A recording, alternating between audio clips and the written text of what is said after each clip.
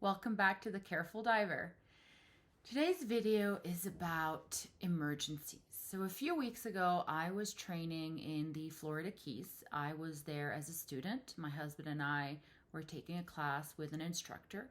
We were taking our CCR level 3 class, and we did a pretty gentle dive with a not very aggressive profile. We had a 3-minute deco stop at 10 feet.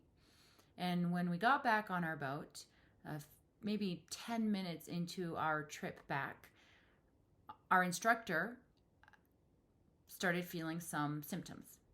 And within a minute or so, he told us, "I'm bent." And so immediately we pulled out the oxygen, we laid him down, we gave him oxygen, and we got back to the port. He was taken by ambulance to the hyperbaric chamber, which luckily was exactly 1 mile from our dive shop. And everything turned out to be okay in the sense that he did suffer a decompression sickness, but he was able to get treatment and was released a few days later. The reason I'm making this video about that incident is because it reminded me of a whole host of other things that I had not really focused in on, and I don't usually cover in my classes, and I will from now on, and I wanted to share those. The first one is have your emergency contacts in your phone accessible when the phone is locked. That was pretty key. I needed to go find his partner, who was with us at the time, but she was at the hotel, and I would not have been able to reach her. I would not have been able to call her. I had no idea how to get in touch with her, except for the fact that he had her in his emergency contacts, and those were accessible without unlocking the phone. And then I realized that I did not have that set up in my phone, and I really should have. And also the fact that when you go to your phone and you press on emergency call, it doesn't go straight to 911. There are a couple options, and some of those options are your emergency contacts. And the other thing that you will have available there is any pertinent medical information. And I made sure to update that so that if ever I were to have an incident and I was incapacitated or I was away or I was in a chamber, then people would be able to give that information to my healthcare providers. You can include any medications you're taking, any conditions, any allergies, anything that would be relevant to a treatment team taking care of you. The second thing I thought about was we really should be sharing each other's emergency contacts, because this whole scenario assumes that you have access to other people's phones, and that may not always be the case. And so if you're going to dive with people over a couple of days, I know it's not feasible to do it if you're doing a one-time, you find a buddy on the boat, it's the first time you find them, and the dive shop will have that information, right? But if you're going on a trip with other people, it really honed in on the fact that we should be exchanging emergency contact information with each other, make it available on a spreadsheet online so that if and when something happens, then everybody knows how to reach each other's emergency contacts. The third thing that really was highlighted was people really need to know their masks. You need to understand that there are basically 3 types of masks.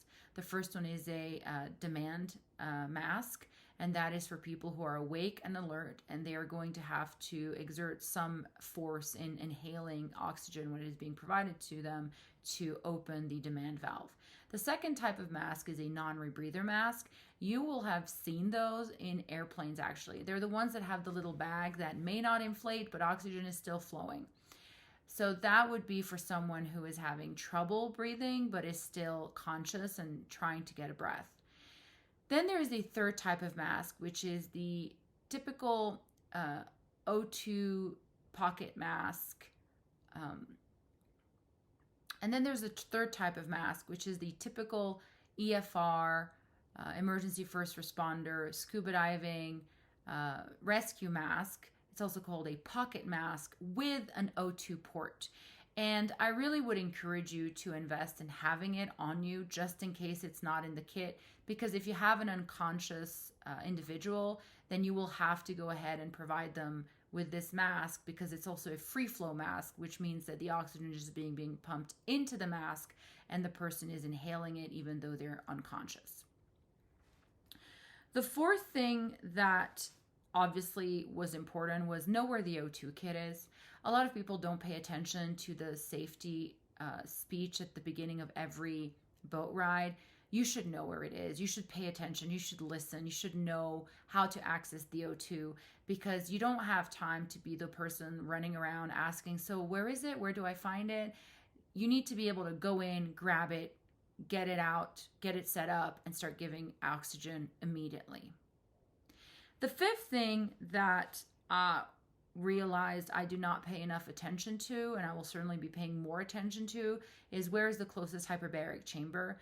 I've gone diving all over the world, and I will admit I don't always know where the closest chamber is. And I should. We should all know that. It's not a big deal. You can Google it, and then you'll know.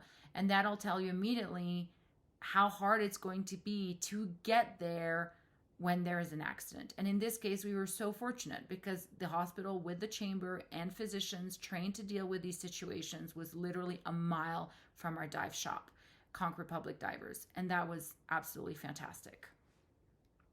Number 6, while we were coming back, as the captain was going as fast as he could, we were trying to get to shore, he turned around and he told me the chamber is standing by and they are ready to welcome him, my instructor, as soon as he arrives there.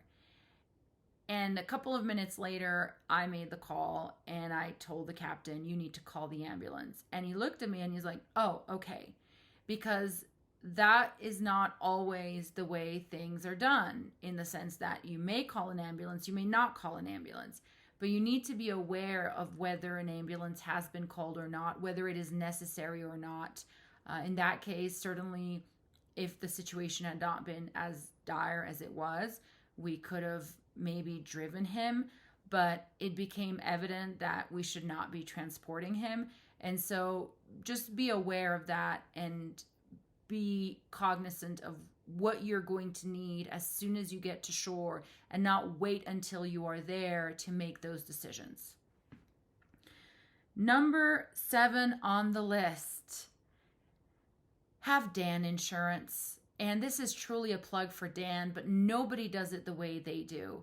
Have insurance when you go diving. The cost is minimal compared to the ginormous cost you are going to incur if you have to worry about covering the ambulance and the chamber and the doctors and the testing. Go with insurance. I never travel without Dan insurance. When my kids started diving, we put them on the policy too.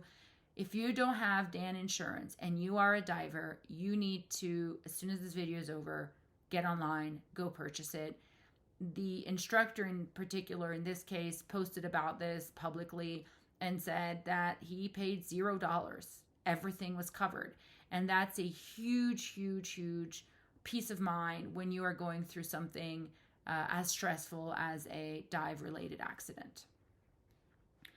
Number 8, this is the lawyer in me speaking.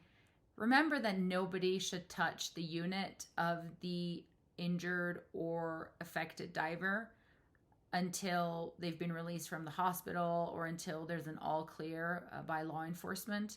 You should remember that that unit needs to basically be impounded. It gets put in a crate or a box or whatever. It gets put in a back office. Nobody touches it. Because if there has to be an investigation over the causes of the accident, that unit has to be absolutely untouched. Both because we want to have accurate information about what happened, and also because there may be criminal investigation subsequent to an accident that sometimes happens, and nobody wants to be accused of having tampered with the evidence. So please remember to do that if and when there is an accident and you are around. Number 9.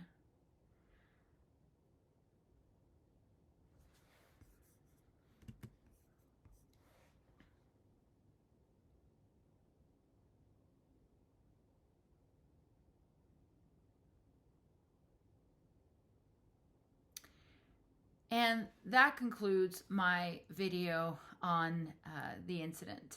Thank you so much for watching. I hope these tidbits were helpful. And as always, stay safe and remember that any dive you come back from alive and healthy is a great dive. Thank you for watching.